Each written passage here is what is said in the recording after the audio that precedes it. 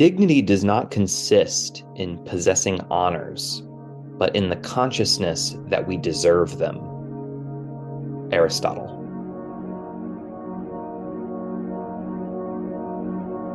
Bending, Not Breaking. Season 7, Episode 4. The Calling.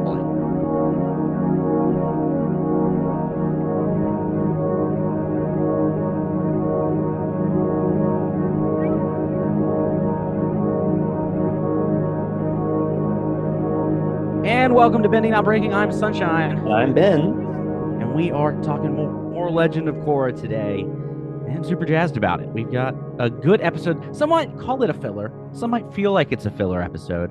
But it's not. It's absolutely not. A lot of character development, a lot of moments, and there's one specific moment we'll get to that tears fell on my face. There's some It was really a thing, beautiful things. and we'll talk about that as we talk through it. But before we jump into that, how's life with you? What's going on? Anything cool happen? What was the last good thing you watched? Maybe. Yeah, lots of cool things. So I splurged, and it's actually not that much of a splurge. It's pretty cheap for what you get. But Magpie Games, which is the company that created Avatar Legends, which is the tabletop RPG in the Avatar verse, has put out curated games that people can, like strangers from all over the world, can join. And it's led by a GM who is running the game and telling this story, and we all create characters to be a part of it. And I signed up for a two-shot. It was only $30 for eight. You're doing literally like a Dungeons and Dragons in the Avatar world right Yep. now. Yeah. And That's so cool. it's a two-shot, it's 2 nights. It cost me $30. And I was like, I'm pretty low on funds. So that was like, ugh, Worth it. so worth it. It's 8 hours of entertainment and fun and joy in the Avatar verse. So I wrote about it. I've enjoyed it. I've really think it's a super cool system. I'm super down to let's get some our patrons and start a game. Like, I'm here for it. It's a lot of fun. Nice. Very cool. Yeah, I've been trying to watch all the Oscar stuff. You've been Recently busy has on been my TikTok. goal. Been trying to watch all the Oscar stuff. Yeah, go jump over onto TikTok. Follow us over there. But yeah, trying to watch all the Oscar stuff as much as I can prior to it happening on March 12th. I don't think I'm going to get through all 54 movies just because that you have to pay for, and I don't know if I'm that interested in doing it. But the Yeah, stuff that I can see in theaters or like is streaming, I'm trying to catch up on all that. So we're getting close. I think I've seen 44-ish it's of pretty the good. movies at this point. So we're On working on it. top We'll of see all if the we get Nicolas there. Cage work. Yeah, also a lot of Nicolas Cage movies that I'm watching. So follow us on TikTok for all of that conversation Yeah. because there's a lot going on over there. But we're jumping back into Korra. We're looking at this specific episode through a lens of dignity. Dignity. We haven't talked And that is a word that I think you hear a lot of. You hear a lot of, oh, you need to act with grace and dignity, and that's not very dignified, and Yep. we didn't love so. But the definition, we got to break it down a little bit more than that because I think we use that terminology a lot We without sure really do. actually approaching the meaning of the word.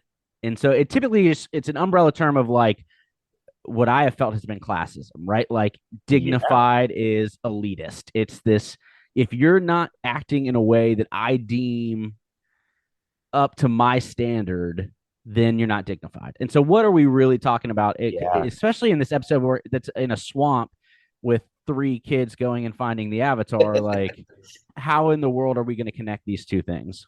Yeah. So what's really interesting to me about dignity is I was reading and researching and trying to find quotes for this, and I didn't like most of them because they were rooted in something that I couldn't quite place. That so I ended up going to the etymology, and the etymology of dignity is, it'll say it has amounted to the state of being worthy. And it has the same roots as dignitary, to deign to do something, that dig, but then it goes all the way back to the very first root that kind of led to all of the evolution of the word is dek, dek, which is to take. or accept. So if we were to go and track that and trace it, it's not just the state of being worthy, it's acceptance of worthiness as well. And so when I think about dignity, it's not just my current state of worthiness, it's also if I feel dignified, am I able to accept that I am worthy also? Which is really, really interesting, especially when you track it through what you were just talking about, like the history of how it has been used and who has been using it, who gets to decide who is dignified.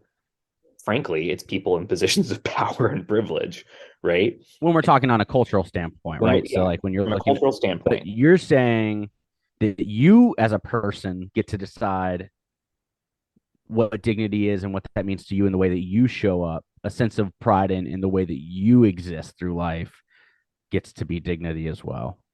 that is what the word's etymology would suggest. Yes, that is not how it has been used. Correct, right? It's you are not dressed in a dignified way. You're out of dress code because you're wearing spaghetti straps in high school, right? Like stupid stuff. Like Yep. that's not very dignified of you. Yeah. I think I always think back to this story, which is weird. I was in college, and I was an RA, and this guy that I was lived on my floor. At some point, they decided to go like take a Christmas tree and march it around the dorm room on Hmm. their way out. That sounds great. Yeah, dumb, stupid. Someone, told him like they're like, "You think you're cool? You're not being cool." And his response was just kind of like, "Hey, you don't get to tell me what I think is cool. Like that's personal." And I was like, that was a jaw dropping moment for me because it was just a stupid moment, right? It was a throwaway moment. But that idea around you don't get to dictate what I feel is dignified or what I feel is cool was a really neat moment that has stuck with me for the next 15 years of my life. Yeah. Um, and so dignity, I think, is what you get to view as dignified in the way that you show up for yourself for community is super important that other people don't get to tell you what that looks like. Yes, and I think that the if we push that to its extreme, it can become Problematic. problematic, right? And so yes, you want to have the agency determine your inherent personal dignity, but also you need to be willing to lean into feedback, right? If you are going through this in a way that is without feedback and like, no, no, no, this is only my decision, and I'm the only person who can determine what is dignified, then that's also problematic, right? Um, Balance. The exactly. overarching theme of all Avatar lore, right? Is Dun, dun, what is dun. the balance that exists in that space, and Yes. also who are you accepting that feedback from, right? Like, Yes. um, are we accepting feedback from the people because they hold the most money, the most power, Hmm. or are we accepting feedback from the people who are most bought into supporting community or Yeah. supporting, right? So who are we taking that feedback from? Um, when you think about like work feedback, I love the idea that feedback is you always have to filter all of it, right? Like it's a Yes. coffee filter. You're going to put some beans, you're going to put some water, you're going to put some ground coffee in there, and then you're really going to take the stuff that like you like or that Yeah. feels the best out of that. Right. And so that's important. Yeah, who's getting to claim what's dignified is super important. For Um, sure. especially if we're looking at like the state of Florida right now, right? Like Yeah, that's here a are books that aren't dignified. We're not going to put them in our schools. And you're like, well, is it because it talks about things that American you don't like. history with some Yeah. honesty? Is it because it's a children's book that has two dads? Yep. Because that's an issue, right? Like that someone in power gets to claim that these things aren't dignified, and so we get to get rid of them when Correct. that's not what the community is saying. Yeah, exactly. So I Or it's guess, stripping the humanity out of others. yeah, I mean, and I guess that's what, in a way, people will wield dignity in their language to appeal to a larger audience, claiming that they know what the word means, right? Claiming that they have the full understanding of what dignified means when it is really not rooted in any one ideology, right? It's rooted in a like a community understanding and a communal understanding that I think we have to kind of embrace and learn. And I think we see that in this episode.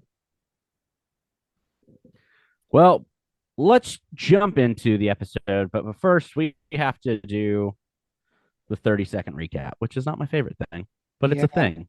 but It's you good to know that some of our guests think I do it better than you. That gives me a little bit of you know what? I think you do it better than me. oh And that, humility. What's that yeah, like? I can't wait for you to just embrace taking it for the rest of the time. I'm gonna set a goal at one point just to do them in 10 seconds and just 20 minutes of dead space, 20 seconds of dead space afterwards. That's a great, terrible idea. Yeah, I'm Great. sure listeners to this audio format would love that. Yeah, it's So, super, okay. super fully undignified. All right. You got the timer on the clock? I do. You got the time on the clock? On Timer your ready? mark, get set, go. Tenzin and Pema say bye to the kids as they leave to go find Korra. The search goes poorly. Korra starts to see visions of her past abusers. Ikki walks away from the group after Milo throws food and gets picked up by two Earth cops who try to use kidnapping to get promoted in their organization. Red flag. Ikki escapes after learning of the swamp with the help of Jinora and Milo, and Korra gets reconnected to the Earth through the banyan tree, and Jinora finds her, which is really nice, and there's a really beautiful moment. And then Korra bends metal out of her Ding! body, and the Avatar state is back. I felt you slowing down because you're like, I have so much time, and then Yeah. you almost had it. It was almost perfect. 29 out of 30. Well, I slowed down because I was just kind of like, I didn't know where I was at. You didn't give me like a 15-second like You were doing so halfway well. I moment. thought like I You didn't didn't give me a I didn't pacer. need I blame yeah. you. I blame you. To be truly great, you need to be able to do it without a pacer. It's your fault. Yeah. Take the blame. All right. Uh, dignity in this moment is an interesting lens because there's not necessarily a lot of moments where you're like, that's undignified, right? Like, short of kidnapping a child and trying to use them for promotion, I would claim that there's not a lot of dignity in that. Um, but whereas when you were watching this episode, what's one of the big moments where you're like, let's talk about dignity in this space? Yeah, frankly, every interaction with the trio of children was a dignity moment for me. I think looking through sibling interaction is really fascinating to think about when in terms of dignity. But before we get there, we also have this setup of Pema, who has prepared this food for them to leave, which, you know, as the kids are going off adventuring, Pema's like, "Are we sure that they're ready for this?" And expresses that hesitancy. And depending on where the kids are in their mental state and where they feel prepared and how they feel prepared, I wonder if that could be perceived as, oh, I'm not worthy of going on this mission, right? And I think a lot of times we're going to be talking about this through like perception of how of that of could have worthiness. been taken, right? Yeah.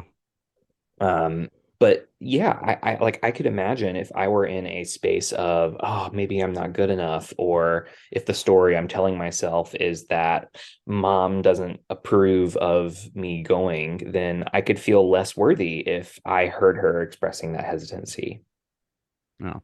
Do we feel like Milo's almost overconfidence or overconfidence, maybe slightly into arrogance, is more of a mechanism of I don't know if I feel good enough for this, and so I'm going to outwardly like pretend that I'm overly good enough for this. Moments of like, yeah, these two girls didn't help me at all. Uh, you know, I, I got to keep them in line. Like those types of moments have always struck me as kind of like I don't know if I'm actually good enough to be doing this. Um, and maybe I'm overcompensating for that.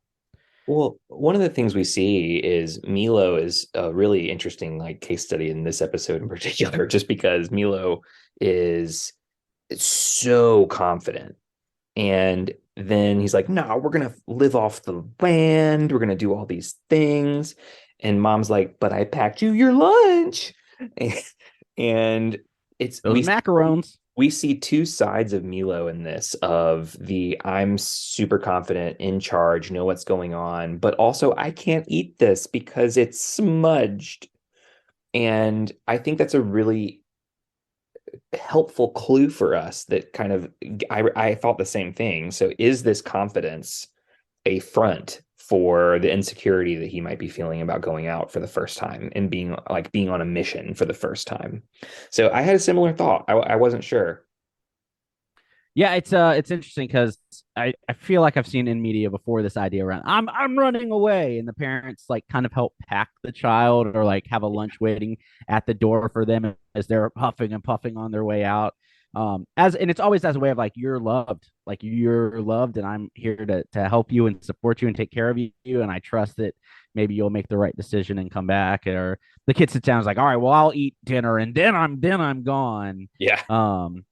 And it's this fight I think that does happen with a lot of kids, teens, this idea of I can be self-sufficient. I need to believe that I am good enough to do these things to navigate this space, even if there's things that I'm not good enough to like that will I will fall short in. Um and then how does that translate to us as adults with like imposter syndrome and this idea around like so frequently I feel like we have to have conversations with peers or colleagues or people that we support who are like, I'm not good enough to do this thing. And you have to sit there and be like, no, like you were hired for a reason. You are good enough to do this thing. Now, maybe you don't feel like you have the tools. We can work Yeah. on that, but you're good enough to do this job because I did it and I was terrible at it. Or Yeah. I was like, or like I did a good job at it and I was a bad employee. Or I know nothing. So there's this, I think that translates a little bit into this lesson again. How are we viewing ourselves? And we see Milo in this point be like, I am a man who can take care of things, who can go on this adventure. And I don't want to admit that that I can't find food for myself.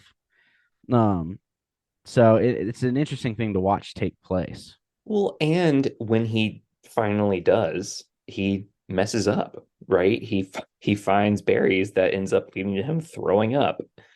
He and Pokey, right? And so I wonder in that moment, like he continues to deny, right? The whole time he's talking to Janora, continues to deny that it's not working.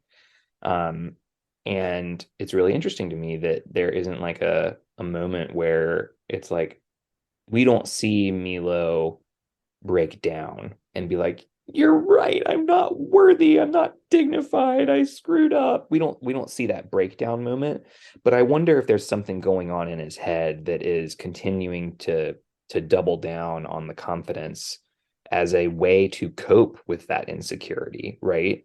um so that he doesn't have to break down, because breaking down in front of your two sisters, right, is like in a especially in our culture in the United States, the idea of a young boy having feelings in front of his sisters is probably pretty scary No, for that's not masculine. yeah, that's not Like, masculine. why would you share your feelings? Exactly. Yeah. Yeah. When we know Um, that that's preposterous, right? We we are human beings and we all have feelings, and men have the feelings. my favorite quote is, "That's not how feelings work." That's Yeah. always my like. Yeah. You have to push that down. That's not how feelings work. It's not Yeah. like yeah, and how does that correlate to us? If we look over to Korra and Toph, this feeling of not being good enough, not feeling like we are dignified, or not feeling like we have a sense of pride in what we do or the ability to do stuff, right? Like you got to bend that metal out of you. I don't know if I can do that, Yeah. right? I'm too broken to do that. Well, I can't fathom. It hurts. I'm not doing it. well, Um, there's two things in that I really, one, appreciate Toph for, and then two, like I'm annoyed with Toph for. One, I think that that is the balance of Toph in a nutshell from the moment we meet her to yep. even now is she does this so well. And I'm annoyed with her approach because Yep. that is not good. Yeah, exactly. I think it is the right move to have Korra bend the metal out of her own body rather than for Toph to do it. I think Yeah. that is a really helping Korra feel agency. I think it's helping Korra like helping her see her own ability to self-determine and make her own choices. And up until this point, she has made fun of her for not being able to do it thus far. And Right. and so it goes back to this idea of tough love, right? Where like you're the worst avatar in the history of ever, which is exactly what Korra has been thinking. Right? And so there's this weird balance of like Toph saying exactly what's wrong, and then also let that ending with her doing the right thing, and getting to the right ending, I guess. But like I just wonder if it could have been done better, like. But I guess Well, the moral of answer is yes. It always can be done better. But yeah. When it happened with Katara, it happened with Toph. This yeah, idea of I can get you there, but you gotta heal yourself on this, right? yes. Um, And I think and that's that's what's yeah, interesting because Katara said the same thing in a much kinder way, but Korra didn't respond. And she gets to Toph, gets beaten down a little bit by Toph, and Toph yeah. is essentially saying something very similar, but Korra does respond. And that is not to say that the way that Katara did it was wrong or that it was wrong for Korra. It's to say that Korra is in a different place. She is in a different time. She has grown. She has further grappled with her symptoms and serious like her feelings, and she is now capable and able to take this on. And I'm not sure that what Toph did is what made that happen. I think Katara laid a serious foundation for Korra to get to this point.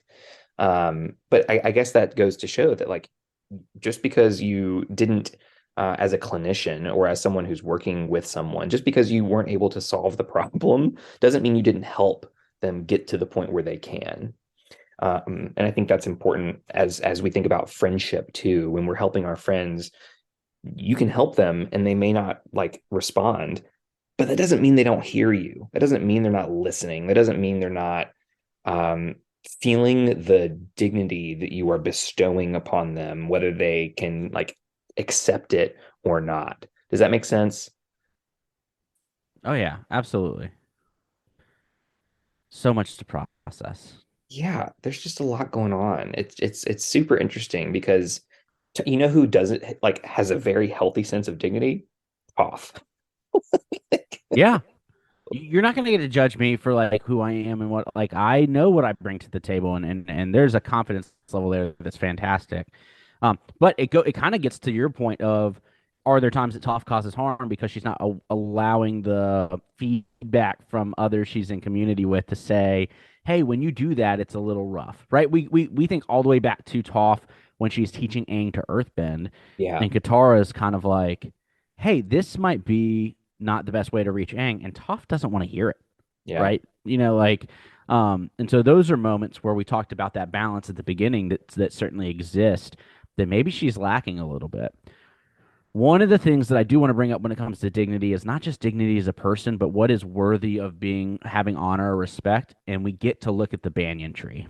mm, Um, okay, and how are we respecting culture and how are we respecting artifacts and how are we respecting these things that bring meaning and purpose to people's lives, and how do we honor those things? And I think the banyan tree is one of those things. It's a perfect example of a, I'm not gonna say non-living because right, it's a tree, it's living, yep, it's reaching out, but this non-humanoid form of things, right? This artifact um, that is worthy of honor and respect, and we see how it connects and links people, and how are we showing honor to those types of things?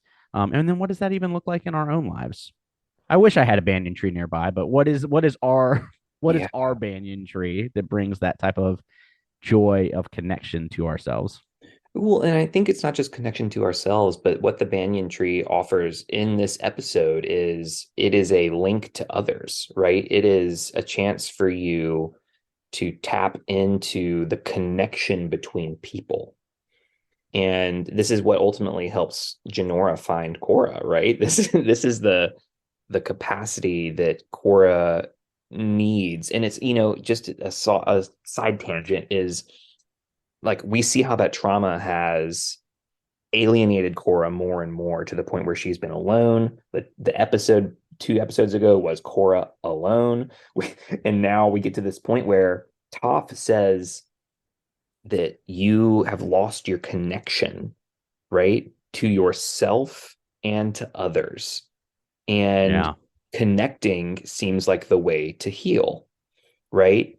And when we think about what connects us, right? One, I think about all kinds of things, right? There's just so much that is communal and shared space. But like the first thing that comes to mind is like, how do we like the ban on smoking in public places is a really interesting place to think about, like to think about this of when one person smokes in a public space and 20 other people are inhaling that secondhand smoke, it is you are contaminating what is That community space. a communal space, Yeah. right? Something that we are all connected through, which I would argue is similar to this banyan tree, right? But and that's just one example. Did you have other examples in mind when you were thinking about this? No, so it makes me think of friend of the podcast, Casper Kyle, who's been on the show. So go back and check out that episode back in season 3. Um, Wrote the book The Power of Ritual, and I think of ritual practices as having this ability to build community and connection in the way that we honor not only um, the practice in itself, but the community in which we're serving and the people who are in that community. And so, what are those ritual practices? I think back to uh, being a part of summer camp as a young adult, Mm-hmm. and the practice of passing around candles and allowing campers to come up and talk about like what was the most important lesson they learned. And that was a really cool practice because it connected a lot of people to those experiences. Yes. The oldest kids and counselors who were hearing a kindergartner say like I learned how to make friends this week was a connecting piece back to their journey of being a kindergartner at summer day camp. Yeah. That was a practice that a lot of people held and gave. It was filled with dignity, and it was a respect of the practice. And so the practice of meditation, grounding, touching the banyan tree, and connecting through that is one that like if I was the avatar, I'd be going back to the banyan tree probably like annually just to like sit and rest and be a part of, because I think there's such a powerful that's such a powerful moment in this episode. And I love the moment where it gets to Janora and she goes, I know where Korra is. I Yeah. think is such a really cool moment. Um, and is one that shows because of the honoring of the practice of being connected to the banyan tree, that connection to Janora was able to happen. Yeah. And it's there's so many connecting things there because you know it goes back to this the etymology, right? To be able to accept the worthiness, right? So Korra has always had the capacity to go out and extend her aura into the banyan tree and search and connect. She's always had the capacity to do that, but she wasn't willing or able or like interested, right? She was intentionally distancing herself from that. And so, because of her trauma, she's like, I'm not worthy of being the avatar. I'm not worthy of my friends. I can't write them because I feel like they're going to judge me. So, I'm going to continue to distance myself when she had the capacity to do this the whole time. Right. And so, thinking about, okay, now I just need to, like, how do I think about dignity in a way that's going to allow me to accept the love we think we deserve? Right. It Um, makes me think how that shows up in our own lives again. Just kind of this moment of, hey, I'm supposed to go to this dinner party, but I'm not able to bring anything. People are gonna be mad at me, and yep. so I'm not gonna go. I wasn't in a place to cook or bring something, and so I'm not gonna go because they're not gonna love me showing up that way, and I can't show up perfectly, so I'm not gonna do it at all, and so I'm gonna distance Yeah. myself from it. Or Yep. no, I mean they sent me an invite, but I don't know if they really want me there, and And so I'm going to stick away from that because I don't want to deal with the potential harm that could exist if it ends up being right what I think the story that I'm telling myself is correct. And so Yeah, we just completely disengage and lose that connection the entire time. And that's a tough place to be it is. um, when you feel that way. And then that just spirals the more and more you Exactly. push yourself away from that connection. Yep. It becomes easier and easier to do the more often you do it, for sure. Speaking from personal experience. Um, Yeah, but yeah, we've all been there. yeah. We've all been there. So okay, we kind of briefly touched on Milo, but I'd really like to kind of dive into Iki too. Yeah, Um, she's getting my gratitude. By the way, I'm saying it now. listen, no, I was gonna do that. We'll fight for it, but yeah, what? Well, This is the Iki story, and I'm here for it. and it like I'm all about it, and it's just like I'm tearing up. It's just it is. This is what sibling. When we talk about like casual cruelty in our like prior episodes, like just the little things that slip out in casual conversations that have the potential to really cut deep. This episode is full of it.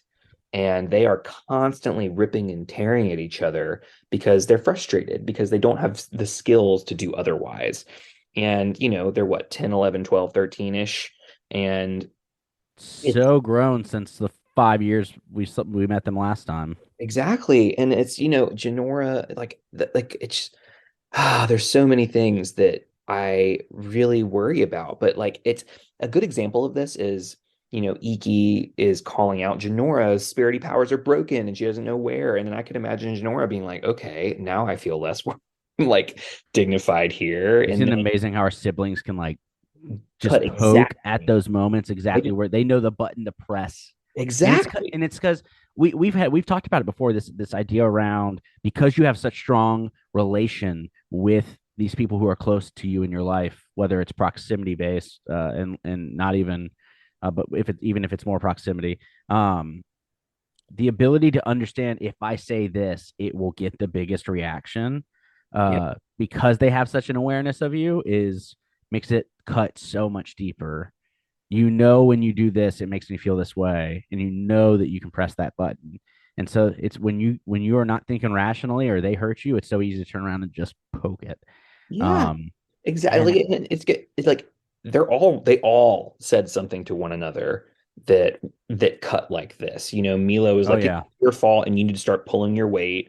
Iki continues to bash her siblings. Milo is like trying to hit on Tu Yin and is calling her beautiful. And then Iki knows exactly when to cut in and call Milo out and be like, ooh, you gotta let yourself a boyfriend. Janora does something like this too.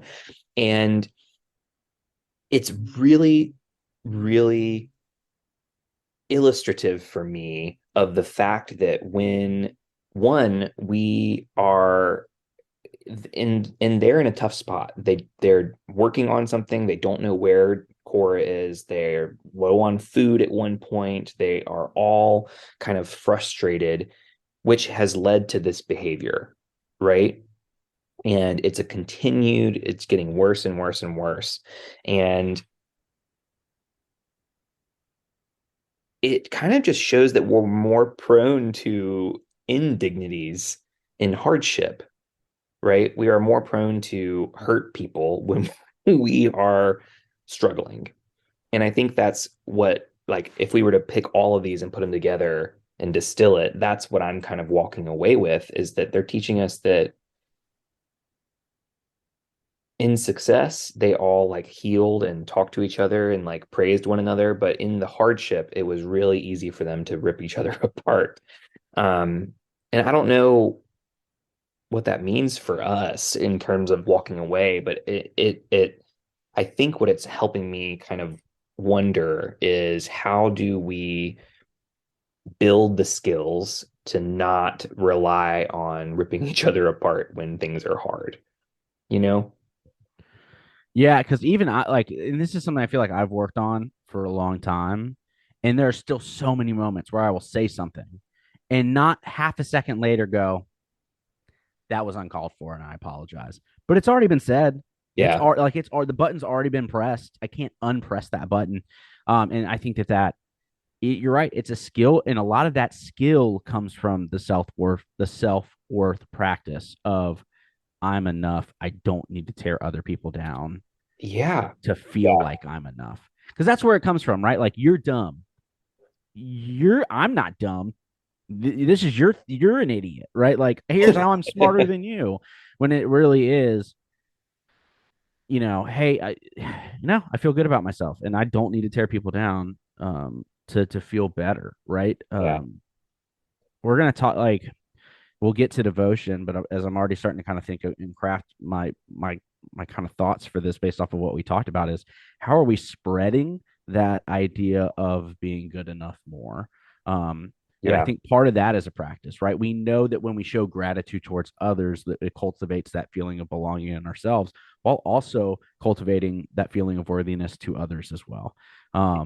That practice of gratitude is Win-win. a way to spread those things. It's a win-win, right? One of my other favorite quotes, it's not pie, right? You don't have to like ration out how you give Yeah. gratitude to people. Um, it's an infinite resource. And Yeah. so how are we sharing that to really help create that sense of worthiness in other people that we're in community with? Um, Yeah. one of the things that one of my favorite moments in this episode, and as we think about feeling worthy, and this is the moment that brought me to tears in this episode, reunion. Mm. When you see someone that you haven't seen in a while, that reaction, that welcoming space of like, oh my God, it's so good to see you. We've been looking everywhere for you. We Yeah. want to be with you. One of the most powerful things that we can do for people Yeah. ever. Is one of the most powerful things that we can do for anyone is that idea of being welcoming, showing that. And so in that moment where Iki Janora and Milo find Korra and they run to each other and it's just this full embrace. And it is just because of that sense of I'm not feeling good enough, but here is someone who thinks I'm good enough to want to see me. There's such power in that practice. Yeah. Um, and Yeah. so, there's times where I think when I think about that in our own lives, there's times where like we're not feeling it, right? The day's not great. But when we see someone we care about, kind of pushing ourselves to show that welcoming space can be important. You know what I mean? Like there's days where I'm like, I don't really want to see anybody, but still turning around and saying, hey, it's good to see you. I didn't expect to see you today. What a cool thing. Um, it's not faking it. It's me wanting to create that sense not only for them but for me as well. Like it just Yeah. there's a power in that, and I think that is a moment in this episode that I just think is truly awesome. Yeah. I mean, it's just again this idea of acceptance, right? So I can run up to someone and welcome them and hug them, and if they're not in a place to accept that, then they won't, right? Yeah, um but that doesn't mean we shouldn't express that gratitude and joy, right? It means that they might not be able to hear it now, but they will hear it and they'll might remember it later, yeah, marinate on it, whatever it might be. But yeah, showing that sense of care, I think is super important. And so that's Yeah. a moment when we talk about feeling like we have dignity, feeling like we have that pride in ourselves. Sometimes that is a reflection off of the people that we have around us, right? Yeah. I don't know the quote. You're going to know the quote off the top of your head. Where our identities are based off of the mirror images of what our community reflects back on us. Um, right? So That's we Hillary see McBride, right? ourselves as other people see us Yeah. in fraction pieces. And so I think that's what happens when we're building ourselves in pride. A lot of that comes from the way that we interact with other people and the way that we think that they see us. Um, and that's a part of that happens there in that moment. I think that there's a sense that Korra and even a sense that the kids, we found Korra. We did what we were supposed to do, and Yeah. Korra's happy to see us. Like we're good enough for this. Yeah. I think is just as powerful for them as on the flip side, it's powerful for Korra to be like, I feel broken and useless, and here are people who are a part of my community that still want to be a part of this with me. I think is and telling me I'm the only person who can save the world, right? That there's a little bit of Yeah. that because we Yeah. see that moment of I can't even go in the avatar state anymore. I can't help you. And they're like, no, it's yes, it's you. You're the one we need. And I think there's a lot of power in that moment as well. Yeah. So there's two things I want to make sure we touch on before we transition. One Let's is do it. Iggy being captured by these Kuvira stands, Earth cops. the Earth Cops. Yes. Um, so what one of the things I found really interesting about that encounter was that Iki's sense of like I'm not in any trouble here. Like Yeah. right? Eh, Yeah. Like let herself be tied up in a way. Like clear like she was worried, but like there's privilege in that. there is privilege in that. But Yep. she's like able to very much just get out of these ropes without any hardship. She's able to like talk up to these like adults in a way that like I'm thinking that a lot of children don't have the capacity to do. But also, one of the things that came up here was she was able to share with these strangers like what was going on with her. And the moment that I was like, oh, was Iki was complaining about her siblings, but she said, but the problem is I'm worried about disappointing my dad. And it kind of goes to this idea of how much the mentors in our lives, our parents, whomever we look up to, has so much, for lack of a better word, like control over our sense of worthiness. And when they like if they failed and Tenzin like ripped into them, this line tells me that it would rip Iki apart, right? And I wonder how much that would affect her sense of worthiness long term. But if Tenzin hears this, sees this failure, and acknowledges that, hey, you are just as worthy as you were before, what that does for her sense. And we don't see that in this episode. They succeed, but like it just tells me how much power our mentors and our loved ones have when we come to them and we're vulnerable saying that we made a mistake or we messed up. You know, does that track with you too? Oh, for sure. There's a weird Superman complex, I think, that comes with caregivers. Mm, Sometimes when you're young, supervisors that may support you or mentors that, in your career that may support you have this understanding of like they do everything perfect. I just got to do what they do. Um, and you as you get older, the learning that like we're all figuring this out along the way. The yeah. amount of parents who are just kind of like, oh, I don't know how to parent. I'm just trying my best, and Yeah. that has to be good enough. Um, or career mentors that are like, I did this and it worked for me, but like I don't know. Oh. Like I'm giving this advice as like a maybe. And so it's almost an unfair expectation that sometimes we put on others, Yeah. expecting them to kind of meet this idea of what we think they are. Um, Yeah. and how again it just comes back to like you're enough. We need to understand that everyone's enough. We need to give grace and assume everyone's just doing the best they can. Um, because there's a flip side to that as well when we do put people on the pedestals and then they hurt us in some way, shape, or form. Exactly. It cuts that much deeper. As you're saying here, Tenzin might have been like, yeah, we're sending him out there. We can't find Korra either, right? That might be his like, I can't find Korra. Yeah. So it's really not that big of an issue if you can't find her. We were just kind of hoping that like the more people that go out and look, maybe we'll find her. Yeah. Um, but that may not be how, and it's not how Iki views that. Iki's like, we were sent on a mission Exactly. that if we fail, we fail, and my dad will think less of me. Yeah. Um, and how often do we do that? Because that communication isn't there. That permission for failure maybe not be feel a part of the culture. Um, Well, and how specifically our sense of worthiness is not coming from within, it's coming from outside of us, right? If Iki's sense of worthiness hinges on whether her dad finds her and deems her as worthy, that is a power imbalance, right? And I think part of growing up is learning to separate our personal sense of dignity from this external validation that we have been culturally indoctrinated to believe we require from certain people, right? And that lives also in who holds the power to call things dignified, right? And so Yeah. if I'm growing up in a world that says this is what's dignified, and my own personal dignity is not, yeah, that's coming from with outside of me, I'm gonna eventually it's gonna clash, right? Where my if those things clash, and so it becomes really problematic.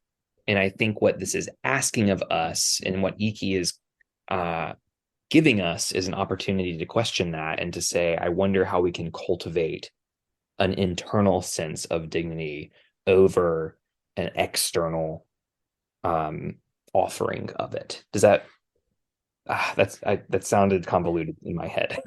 No, I mean there is this. There's how it makes me think of how these things clash, right? How societal dignity norms and the self worth that we give ourselves clash with one another on a regular basis. I think of that as body image for me, right? Like I'm a bigger guy. Um, I feel confident in who I am, Yeah, and I feel dignified in who I am most of the time. Um, but here's a societal norm that says if you don't fit into this size pant, like you have less value. yeah, Um, and so those things are pushing against each other yes, pretty regularly. And that's not just happening in that aspect of things; it's happening yeah. I in would so many say different factors of in life. every ism that exists, I think what's happening is our country is trying to assert what is dignified, and the people are pushing back, saying, no, people are inherently worthy of love and belonging. All people are inherently worthy of love and belonging, and people are trying to say no to that. And I think that's part of the Well, issue. because there's certain things that you're like, why does it need to be, you know, I guess respect. Then you start getting into the definition of respect or honor because you're like, that's not dignified. Well, why do I need to be dignified right now? Yeah. Like, Yeah. that you're not dignified. I'm at the beach. Like, I like I'm on who I'm. vacation. Who am I trying to impress here? Like, who? I don't like. I don't need you to honor or respect me, or just leave me alone. Like that's the best, and then that is honoring and respecting, right? And so like, um, you start getting kind of into those, but like, sometimes the question is why? Like, why do I need you to feel like I'm dignified? I don't care in this Exactly. moment. Yeah. Yeah. Um, anything else we want to hit on before we jump in to our break and then come back for the next segment? Just one last little critique of Hit Toph. it. Um, she sends Korra's like, what do I do? Why don't you go get lunch? And Korra goes out and finds, goes off to find mushrooms, and Yeah.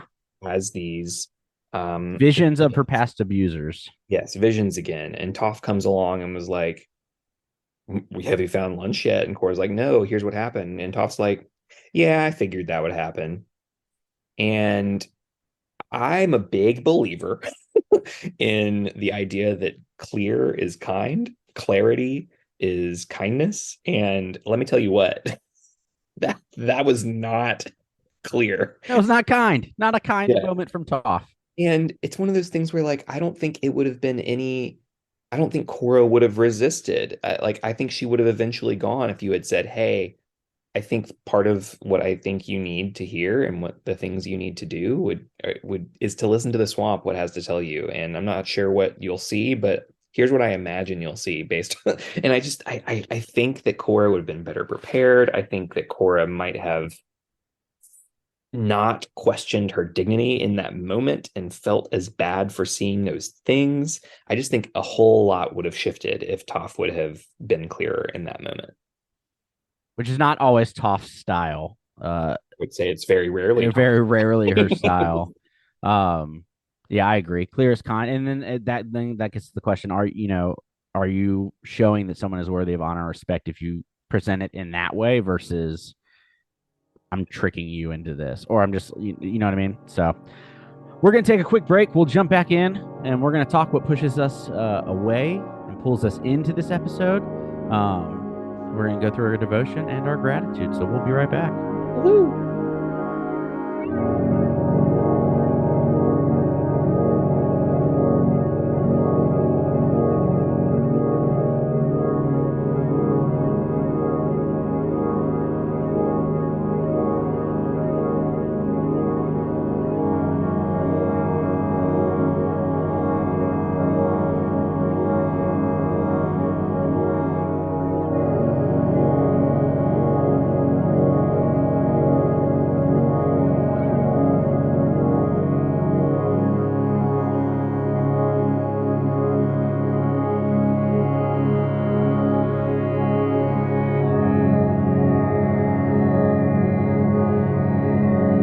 And we are back from a nice little break. We're going to talk about Twee and Law, our pushes and our pulls in and away from this episode.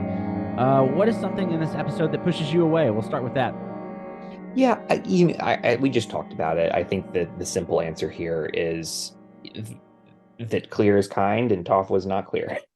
And so I think that like pushes me away, and I struggle with Toph's teaching style, even as I really enjoy watching and engaging Toph as a character.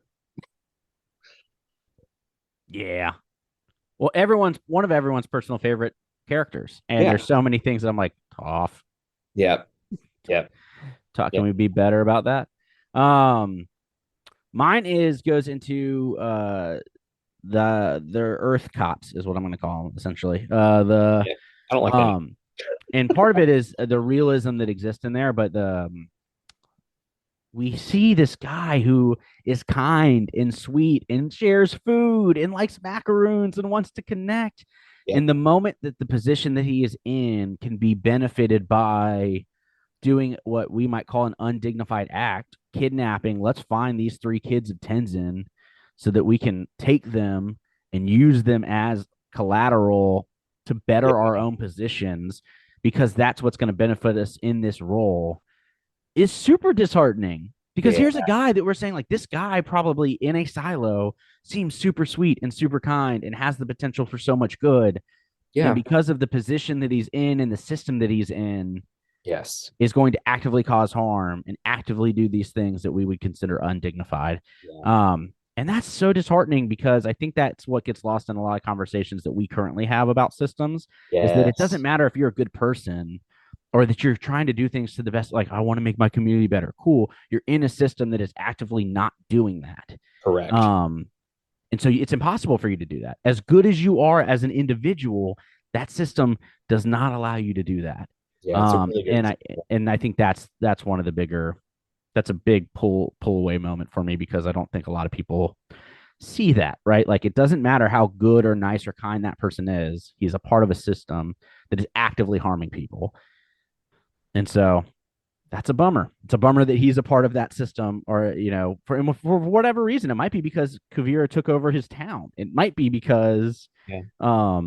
he thought similar to Bolin, he thought he was going to do good in the world, and now he's at a point where he's willing to kidnap kids. So what are we talking about? What are we talking about? Oh gosh. Yeah, no, I agree on all fronts. That was well said. Yeah. All right. Well, So what brings you in then? the moments of connection, everything from the banyan tree to the kids finding Korra, I think is just such cool moments. And I'm a sucker for moments of belonging and connection in media, and that's a Yeah. really good moment of it, and I love that. Yeah. I kind of wish they would have like offshot in that animation to all the different things she could have seen. Like, I see Tenzin, I see my parents, I see Bolin and Mako and Asami, and then cut to like I think that would have been the only way to like increase that moment. Yeah. But I do really like that moment. Yeah. I mean, it's good. I love that. I think, there are so many things I love about this episode. One of the ones that I really love is the moment where we see Korra bending the metal out of her body and how she describes the feeling afterwards. Like I feel I'm so much so lighter. light. Yeah.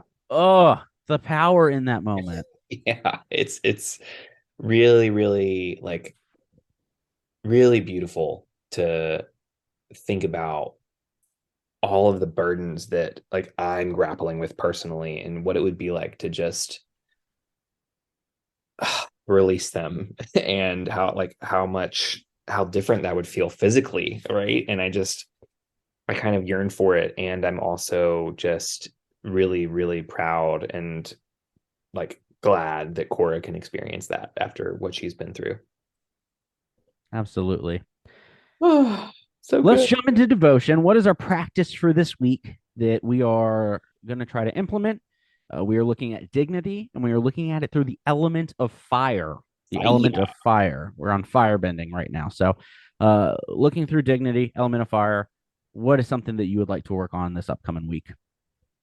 Yeah, the thing that strikes me, I think we've talked about something similar in terms of metaphor before, but I'm really kind of torn on and hooked on this idea of the external validation and the internal, and so I'm thinking about how in order to build a fire that is self-sustainable in terms of being able to burn on its own without like continual help from an outside source is it needs to get bigger. It needs to like if it's only embers, it's gonna die out unless I keep on accepting wood from other people. And I want to be able to fuel my own fire, so to speak, and really lean into this idea of um, not relying on other people to tell me whether I'm good enough. And so I'm gonna try and find and lean into some practices that put logs on the fire for me rather than looking to find where other people can give me wood, if that makes sense, and give me Yeah, absolutely. because I have certainly been guilty of this. And I think it comes down to like this podcast, even, right? Like, oh, if we get enough listeners, if we get enough X, Y, and Z, then, I will be good enough, right? Like, or if I produce enough, or if I get enough higher grades, I'll be good enough, right? But instead, I get those high grades and I'm still not good enough because it was a 98 and not a 100. And I get like, it's a self-perpetuating thing. And so how do I end that cycle and really look within rather than externally? And so Yeah, I'm looking for practices to help me do that. that's a great thing to work on. I think for me, Thanks. I really it that conversation, the idea of passing fire along. There's an old story about two folks who are trying to be leaders in their community, and they have to take a flame from the base of their community all the way up to the top of the mountain, and then on the way back, they have to Yeah, yeah, yeah, yeah. and so they've got to take this kindling that is kind of burning in embers, and they got to run it up and then run it back, and it's a race. And so this one person goes all the way up and then starts to work all the way back, and this other person's more slow and methodical with it, and he notices that someone else needs help starting a fire, and so he helps them, and then he goes to another house and sees that they need help cooking, and the person who ran all the way up the hill and back, his embers are gone because he didn't keep it going. And part of that with the guy who ends up being the leader, who took a slower amount of time but had a flame by the time he got back, was because he was stopping and passing that flame along and helping one keep his own embers lit, but helping others the same way. And I think that's a really cool story because it shows that when we are pouring into others, we get a lot of return on that personally as well. But if we're creating this sense of um, worthiness in others and we are sharing that frequently, um, the impact that it has over time, I think, is really huge. And so, Yeah. what are the things that I am doing to help share that fire with others? What are the things that I'm saying to others, the people that I care about in my life, the strangers that I'm meeting, that are helping build that sense of worthiness in them and the way that I engage with them? And so, that's something I want to focus on. And that can be as simple as, hey, thank you for making this coffee today. I really appreciate it. This is phenomenal. This is great coffee. But like it can be that Yeah. simple, but it can also be, hey, I value you as a partner and you do so much to help me, to support me, and this is the way I felt that this week, right? And so how are we sharing those moments to allow other people to feel like they're enough? Yeah. is a focus of mine. Well, go us. We can do this. We Let's do got that. Yeah, we can do that.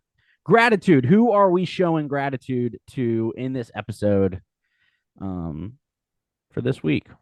well, I'm You can take it. I'll let you go first. are you sure? Because Yes. I have somebody else I can be grateful for. Fine. I'll take Iki because, we've seen Janora become a master. We love that. This is one of the first times we're really getting some cool Iki moments. And we've had them once or twice. I think it was Iki that was kind of with the Sky Bison and Tenzin in the second season. Yep. Um, and I love the growth that we're seeing and the way that she presented herself, and there's a lot of dignity, um, in the way that she engages in this episode. And so I'm just all the gratitude towards Iki. Yeah. No, I'm here for it. I'm a big fan of Iki, especially in this episode. Um,